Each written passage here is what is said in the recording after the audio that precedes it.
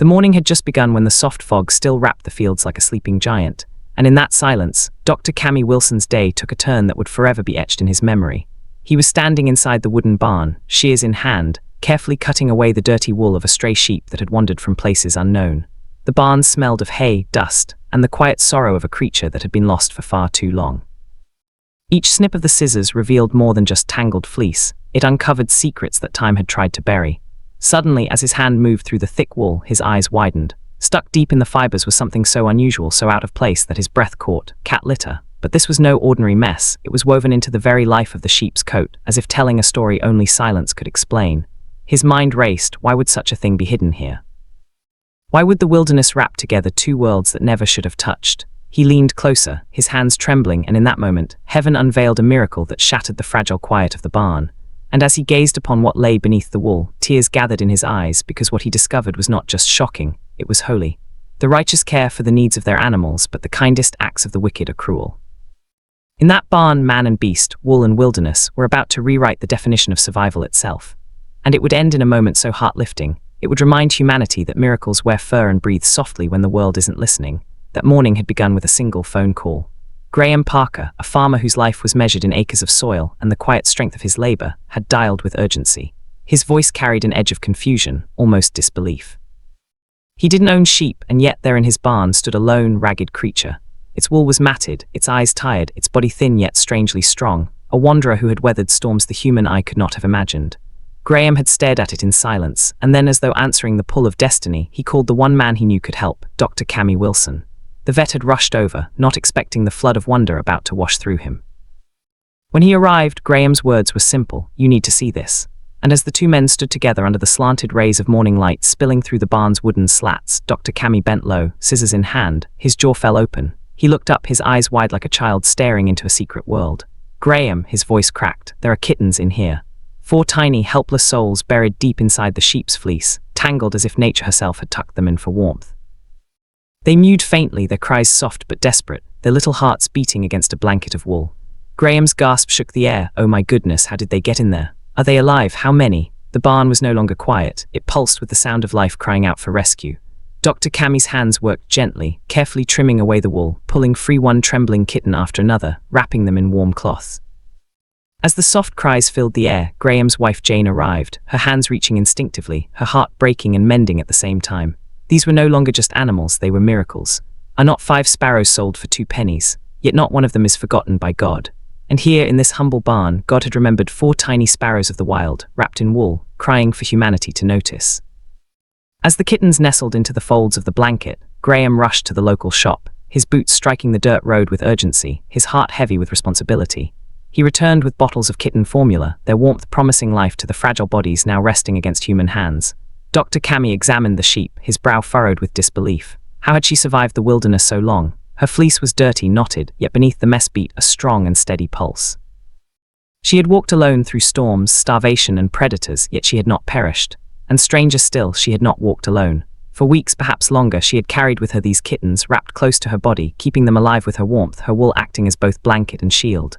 The questions poured like rain. Where was their mother? Why had the kittens chosen her as their sanctuary? What had they eaten? How had they not frozen or starved? No answers came, only the cry of hungry mouths and the tender sound of humans feeding life into them drop by drop. That night, as shadows grew long and the barn filled with the hush of sleep, the kittens clung to the sheep's side, their cries silenced by the comfort of her body. They would not rest without her. Their bond was stronger than reason, born of survival, and witnessed by the eyes of those who had thought they'd seen it all. But miracles never announce themselves loudly, they whisper. The wolf shall dwell with the lamb, and the leopard shall lie down with the goat, and a little child shall lead them. In this barn, nature's prophecy had come alive. Sheep and kittens, predator and prey, woven into one story of unbreakable survival. By the next morning, news came like threads weaving into the tapestry of mystery. One of Dr. Cammy's colleagues confirmed he had once treated a pregnant cat in the village, a mother who had run away before giving birth. The color of her fur matched the tiny survivors now clinging to the sheep's warmth. The puzzle began to align. Yet another call arrived. A farmer, Al Cusins, had lost a sheep during a storm months before. His words carried both doubt and hope as he made his way to Graham's farm. The sound of his pickup rumbling down the dirt road was like thunder rolling across a quiet sky.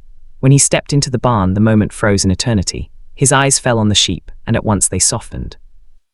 A swirl of wool on her side, a spiral marking like a galaxy drawn by the hand of God, marked her as his. Tears glistened in his eyes. That's her, that's my sheep, I raised her from a lamb. He reached out, stroking her wool with hands that remembered love, and she leaned into him as though she had never been lost. His voice broke. I thought I'd never see her again. And yet here she was, not just alive, but carrying with her a story of survival, of motherhood, of love that defied species. The kittens purred softly, the sheep stood calm, and the humans around them felt the weight of something larger than themselves. And now these three remain: faith, hope, and love, but the greatest of these is love. The mystery of how the kittens became one with the sheep may never be fully solved, but what mattered most was not the how, but the why. Why do animals carry such pure love? Why do they time and again reflect the very best of what humanity longs to be? In that barn among wool, straw, and the cries of rescued life, a farmer, a vet, and a lost sheep taught the world a lesson. Love has no boundaries, no species, no explanation. The kittens grew stronger with each passing day, their bond with the sheep unshakable, their cries replaced by purrs. Alcusons took his beloved sheep home, but not without promising that she and the kittens would never be parted. Together they returned to his farm, a strange family born of storm and survival. And as the sun set over the fields, painting the sky in gold, one thing was certain. This was more than an animal rescue, more than a touching animal story, more than a heartwarming animal video. This was proof that miracles still walk among us, wearing woolen whiskers, waiting to remind us that the soul of nature is forever bound to humanity. And in that binding, both are saved. Alcuson's voice trembled as he spoke, his eyes distant, replaying the nightmare of that night. The memory did not come in words alone. It came with the echo of wind screaming like lost souls, rain pelting against the earth with the fury of war, and thunder so violent it shook the barn walls until they seemed ready to crumble. It was complete chaos, he whispered, and in his words the storm rose again for everyone listening. He painted the scene as though they stood inside it once more, the sky torn open, lightning splitting trees, and animals fleeing in terror through the mud and darkness. He had searched until his boots were soaked and his voice cracked from calling her name, the sheep with the spiral wool he had raised from birth. But the fog swallowed her, and with it his hope.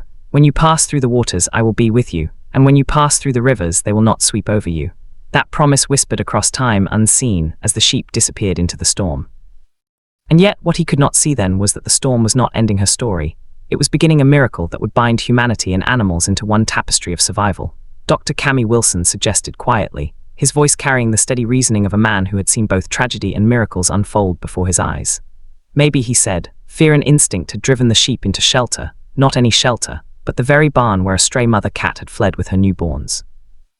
They imagined it together, each detail spinning into vivid clarity. The sheep pressing through the storm's chaos, hooves striking the ground in panic, her body soaked to the bone until she found the dim safety of a barn corner. There, shivering in the shadows, was a cat, her fur damp, her eyes fierce with the protective fire of a mother. They were both creatures of the storm, bound by fear, driven by the same desperate instinct, survival. In that barn, the line between prey and predator dissolved. The sheep stood like a guardian, her fleece thick,